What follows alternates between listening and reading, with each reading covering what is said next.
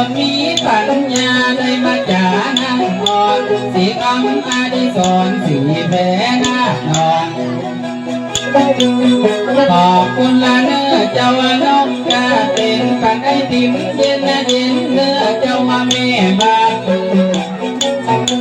เขาว่าจังสอนี่มันสอจานแต่มันกินปะจางเพราะว่ามันเย็นกันว่าอายแล้วบ่กินกว่าไอติมมันในยะอย่างเนื้อใดไผจะฮับมาสามาเมเตอหนามากินเหียเตอเจ้ามาช่วยลูกเขากินไอติมเหียเนื้อกันว่าละไว้ดีจนเดียวมันละจะได้เป็นน้ำหอมน้ำให้เลยก็ได้กินเมื่อสายที่ปิงสีแพ้ไล่ลาตัวก้อยไข่กินเตอเจ้าอ่านซ่อนหน้าพอตั้งหลังพี่คาเลยก็ได้ดัง